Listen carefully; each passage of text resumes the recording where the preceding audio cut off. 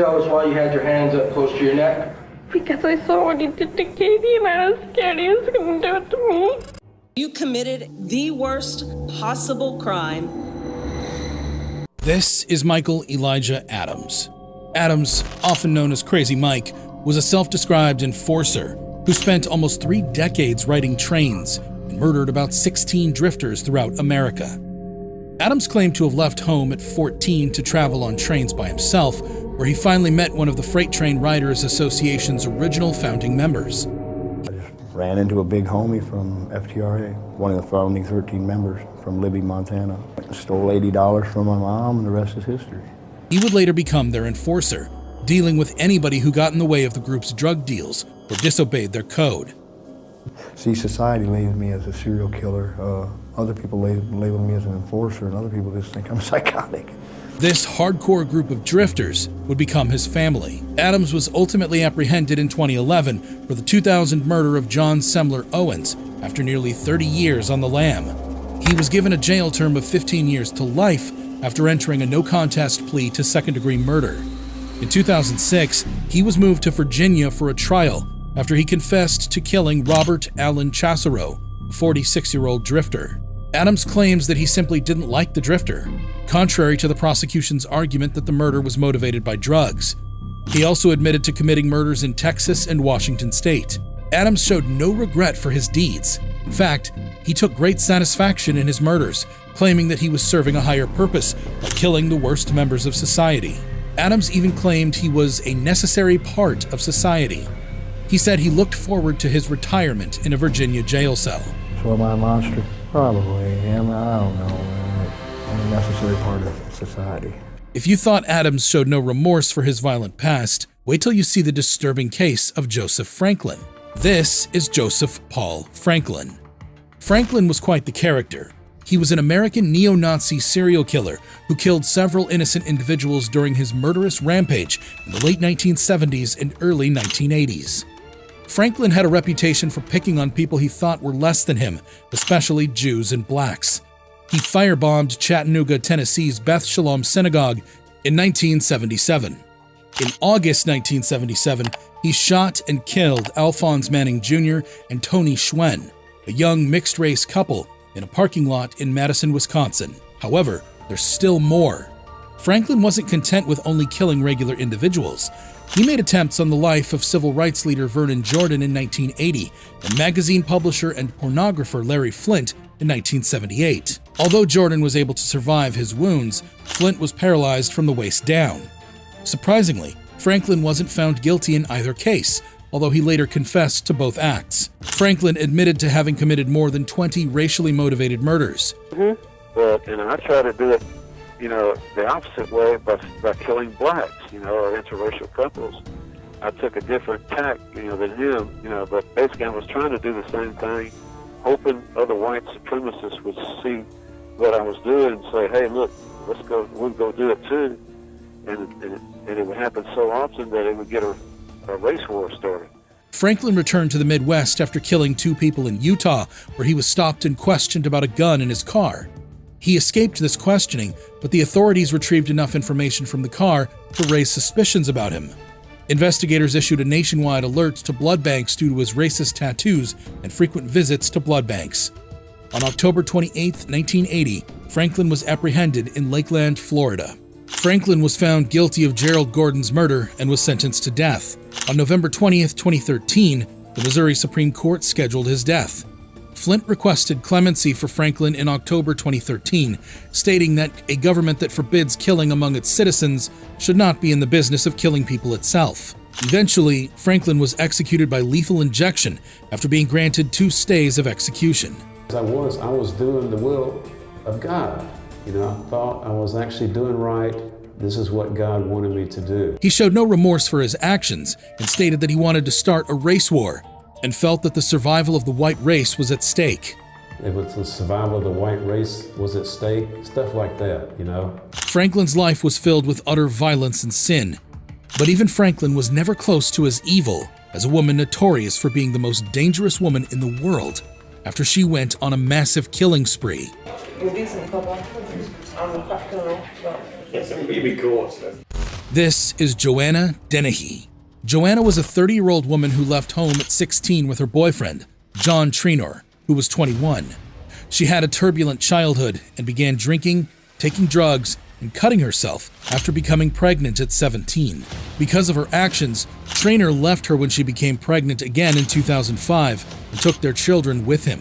Joanna relocated to Peterborough, where she eventually ran into Gary Stretch Richards, who fell head over heels for her despite her issues. Her antisocial behavior and obsessive-compulsive disorder were discovered while receiving medical treatment after being arrested in February 2012 for theft. Her 10-day murderous rampage began with Lucas Slabojewski just over a year later. After murdering Slabojewski, Joanna killed her housemate, John Chapman, and her landlord, Kevin Lee, because she liked the feeling it gave her.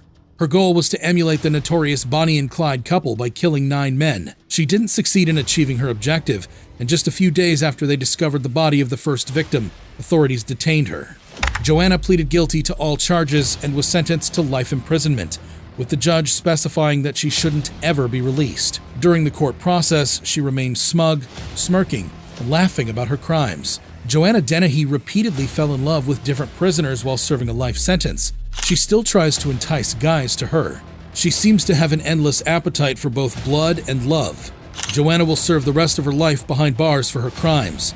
But that's not the case for this next brutal murderer. This is Tommy Lynn Sells. Sells is one of the most infamous serial killers in the U.S. Although he was only found guilty of 1 murder, he was believed to have committed 22 further killings and made multiple claims to have killed more than 70 people. How many people have you killed? Lord, I don't know. Sells wasn't your average serial killer either.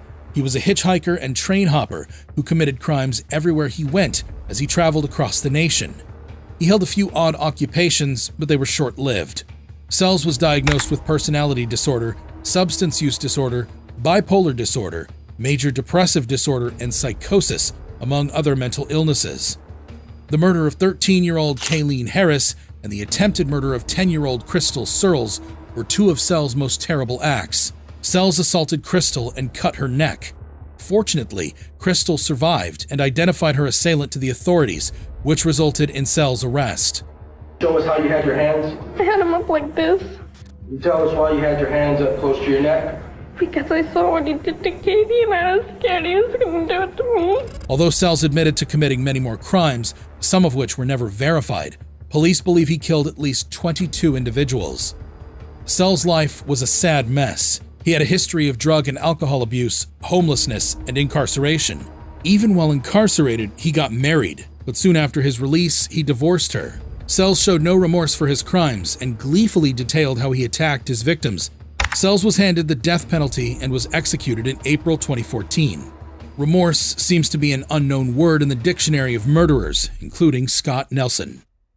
This is Scott Edward Nelson, a 55-year-old career criminal found guilty of kidnapping and killing Jennifer Fulford, a 56-year-old nanny in Florida. It all started in September 2017 when Nelson broke into Fulford's workplace, tied her up, and then put her in the trunk of her car. He took $300 from her bank account and repeatedly stabbed her in an empty area outside Orlando. The homicidal maniac killed Fulford to cover up the crime. Fulford was reported missing after failing to pick up her nanny's child from school. Her purse was discovered in her employer's toilet without her cell phone, wallet, and electronic tablet. Her 2015 gray Hyundai SUV was also missing. An unusual attempt to withdraw $300 from her bank account provided the next clue. An ATM surveillance camera captured the transaction's moment, showing a white male with spectacles and a ponytail. Nelson was identified by the police and apprehended in Jacksonville, Florida, 141 miles away from where Fulford's body was discovered. Nelson had a criminal record, receiving a 15-year sentence for kidnapping his father and robbing a bank in Daytona, Florida. After serving time, he was freed in 2010, but quickly returned to robbing a Wachovia bank in Daytona, Florida. He was sentenced to 87 months in federal prison and was released again in 2017, just before kidnapping and murdering Fulford. Nelson confessed to the murder and theft, but showed no remorse for his actions. Zip ties? Yes, I did. You bought duct tape? That'd be correct. You bought a knife? I sure did. You, at that point, formed a plan to use those items. You knew that somebody was going to pay for how you've been treated. That is very accurate. Nelson's crimes honestly seem pale in comparison to that of Gary Leon Ridgway. This is Gary Leon Ridgway. Ridgway was convicted of 48 murders, but another conviction was added as part of a plea agreement, bringing the total to 49. That's right, this guy was a real piece of work. During the 1980s and 1990s, he preyed on young girls and women in Washington state, with most of his victims being sex workers or other vulnerable women. The press dubbed him the Green River Killer, and the first 5 victims were discovered in the Green River. He would strangle his victims by hand, then dump their remains in King County's forested areas. But here's the terrible part. He would occasionally return to the bodies to have sexual relations with them. It's truly sickening. Ridgway was apprehended in 2001 as he was leaving the Kenworth truck manufacturing where he worked. Through DNA evidence, he was linked to the murders of 4 women and eventually confessed to 49 homicides. But here's the kicker. As part of a plea deal, he volunteered to reveal the whereabouts of still missing women in exchange for escaping the death penalty. Surprisingly, this cold-hearted man had a wife, Judith Mawson. Mawson maintains she had no information of his crimes. However, when author Penny Moorhead contacted Ridgway in prison, he claimed that his kill rate actually decreased when he was in a relationship with Mawson, and that he genuinely loved her. Ridgway was sentenced to life imprisonment without any possibility of parole. He remained emotionless and didn't apologize. Guilty.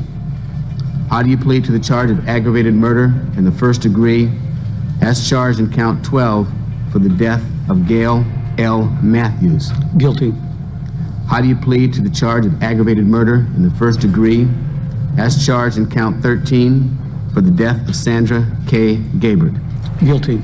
If you thought these killers were cold, watch how some of the world's most disturbing child molesters react to their own life sentences. Click here.